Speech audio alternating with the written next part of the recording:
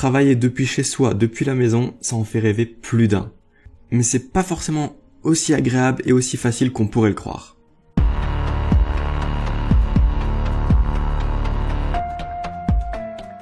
Alors, l'un des premiers avantages, c'est la tenue. On peut être habillé comme on veut, il n'y a pas de dress code, personne nous voit, donc on peut travailler comme on veut. Ensuite, un des avantages, c'est les horaires, dans le sens où on peut organiser ses journées comme on le souhaite, tout en respectant bien évidemment les différentes deadlines de projets qu'on a en cours. Bien évidemment, un des autres avantages que beaucoup de personnes voient en premier quand on leur dit qu'on est indépendant, qu'on travaille à la maison, c'est qu'on n'a pas de boss derrière l'épaule qui vient regarder ce qu'on fait, qui vient nous dire « Allez hop, suffit de glander, remets-toi au boulot ». Un autre avantage auquel on pense pas forcément dès le début, mais qui, moi je sais, pèse beaucoup dans la balance dans le fait que je travaille à la maison, c'est qu'on peut écouter de la musique ou regarder des vidéos absolument quand on veut, sans casque, sans rien, parce que je suis tout seul, je ne gêne personne. Et si ça n'influe pas ni la qualité ni la quantité de travail que je fournis, pourquoi je ne pourrais pas regarder une vidéo à côté tout en travaillant ou écouter de la musique bien fort, etc. Ça ne gêne personne, ça ne concerne que moi, c'est mon organisation personnelle. Et donc voilà, on peut effectivement faire ça, ce qu'on peut beaucoup moins bien faire lorsqu'on travaille en tant que salarié dans un bureau avec des collègues, etc. Pour moi, ça ajoute vraiment quelque chose en termes de confort de la vie de tous les jours. Voilà. Après, il peut y avoir d'autres avantages, mais je vais pas non plus en faire la liste qui correspond à tout le monde. Chacun, il voit d'autres avantages et d'autres inconvénients. Mais pour moi, c'est ça les principaux. Ensuite, la partie un petit peu moins drôle, la partie inconvénient.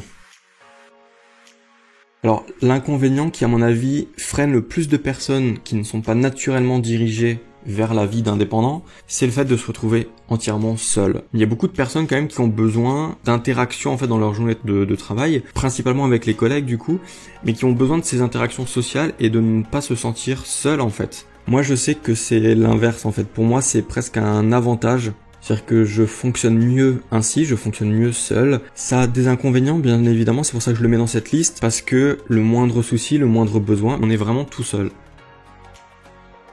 Ensuite, ouais, je l'ai évoqué, mais on doit s'auto-gérer en termes d'horaire. Alors, je le disais comme avantage qu'on peut faire les horaires qu'on veut, mais là, quand je dis que c'est un inconvénient, c'est parce qu'en fait, il faut quand même réussir, notamment quand on n'est pas sur un projet pour un client, mais qu'on travaille pour soi, par exemple comme moi, quand je suis sur un de mes tableaux à moi, il faut quand même pouvoir se fixer un certain nombre d'heures de travail par jour pour être sûr de faire quelque chose et d'avancer. Je sais que moi je fonctionne avec des horaires flexibles, c'est-à-dire que j'ai des plages horaires dans lesquelles je sais que je dois travailler, mais je suis pas à la minute.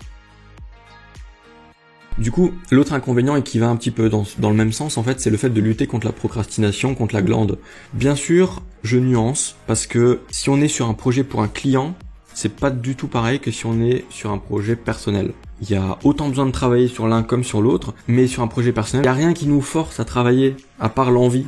Mais ce qui fait qu'il suffit qu'un jour, on n'a pas trop envie, et vous connaissez la machine internet, elle est vraiment forte pour nous aider à glander. Du coup, ça peut vite être compliqué. Ça paraît peut-être con comme ça, mais si vous n'avez jamais été seul chez vous, et on vous dit, voilà, travaille, fais ce que tu veux, mais tu travailles, tu glandes pas. Et ça devient vraiment compliqué. Au début, ça peut paraître facile parce qu'on a des idées et des envies, mais quand ça fait 1 an, 2 ans, 3 ans et plus, ça devient vraiment compliqué. Ensuite, il y a un aspect auquel peu de gens pensent, c'est le fait de réussir à séparer la vie perso et la vie pro. Une limite entre les deux qui est vraiment très très fine et c'est très compliqué. Il est quand même très tentant pour les personnes qui ne comprennent pas du tout la vie d'indépendant à la maison de vous sortir une phrase du genre ah mais tu peux aller faire une petite course cet après-midi, il manque les œufs. Ben ouais mais non.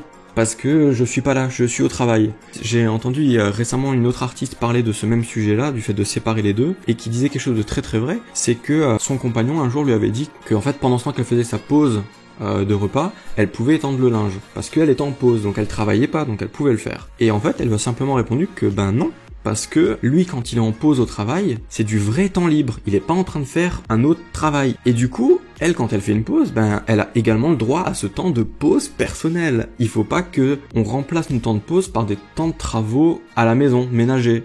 Donc voilà, il faut vraiment réussir à séparer les deux et surtout à le faire comprendre à nos proches que séparer les deux c'est très important. Je vais juste vous donner 3 outils que j'utilise de manière personnelle et quotidienne pour organiser mes journées et pour m'aider justement à faire ce qui est à faire et ne pas glander. Alors premièrement, il y a un outil que vous connaissez certainement qui s'appelle Trello, qui est un outil de to-do list. Je ne m'en sers quasiment uniquement que quand je suis sur un projet pour un client. Mais pour l'instant, je m'en sers juste pour moi, de manière personnelle, c'est-à-dire que le client ne le voit pas du tout. Et en fait, ça me permet juste de lister de manière précise toutes les tâches que j'ai à faire pour le projet en cours. Et je les déplace donc de la colonne à faire à la colonne en cours. Ensuite, ça va dans la colonne à valider. Donc, c'est-à-dire que moi, je les ai fait, mais il faut que le client me fasse un retour dessus. Et puis ensuite, j'ai une colonne validée. Donc ça, c'est un premier outil. Ensuite, j'utilise un calendrier. Alors pour l'instant, j'utilise le petit calendrier, l'agenda qui est sur mon téléphone, mais c'est pas pratique et donc je prévois en fait tout simplement d'acheter un vrai calendrier papier que je mettrai sur mon bureau. Et en fait, j'utilise ce calendrier tout simplement pour me noter les deadlines de différents projets, que ce soit des projets clients ou personnels. Et ça me permet en fait d'avoir une vue d'ensemble de qu'est-ce que j'ai à faire pour quand. Ma troisième et dernière astuce, c'est ça. C'est mon meilleur allié du quotidien depuis maintenant 1 an et 2 mois et je n'arrêterai jamais d'utiliser un petit carnet comme ça. Tous les matins, je vais noter ce que je dois faire aujourd'hui. Et du coup, tout simplement, quand j'ai fini une tâche, je coche la case. Et en fait, ça a un autre effet cool, c'est que en termes d'archives, pour moi, ça va fonctionner comme une machine à remonter le temps en fait. T'imagines dans 5 ans, 10 ans, j'aurai, je sais pas moi, 6, 7 petits carnets comme ça, remplis de tout ce que j'ai fait tous les jours. Je parle pas de choses de la vie perso, je parle vraiment c'est du travail, c'est uniquement du travail. En termes d'archives, je trouverais ça vraiment très intéressant que dans plusieurs années, je puisse en fait me souvenir de sur quoi j'ai travaillé et quand. Et là pareil, vous allez me dire ouais mais tu pourrais le faire à l'ordi. Je suis entièrement d'accord, sauf que je l'ai testé et pour moi c'est comme le calendrier, ça ne marche pas du tout pareil parce que t'es obligé d'aller chercher l'info. Moi ça je l'ai au quotidien sur mon bureau devant moi, entre moi et le clavier. Il est tout le temps là. Pour moi c'est bien plus efficace en fait de l'avoir en support papier. Donc voilà, mon meilleur ami du quotidien, mon petit journal de ce que je fais tous les jours en travail. Donc voilà, en conclusion, je dirais que le fait de travailler à la maison, c'est comme le fait de se mettre à son compte ou pas, c'est principalement une question de personnalité. J'ai également prévu une autre vidéo qui fera suite un petit peu à celle-ci sur le travail à la maison, mais qui sera plus orientée en fait sur le fait de qu'est-ce que ça implique dans le quotidien d'être à son compte, d'être son propre patron. Par exemple, moi je suis graphiste, artiste, peintre, et en fait j'ai énormément de boulot qui n'est pas du graphisme ou de la peinture. Et ça, peu de gens peuvent s'en rendre compte et le comprendre. Et du coup, c'est pour ça que je ferai une vidéo vraiment là-dessus et elle fera suite un petit peu à celle-là.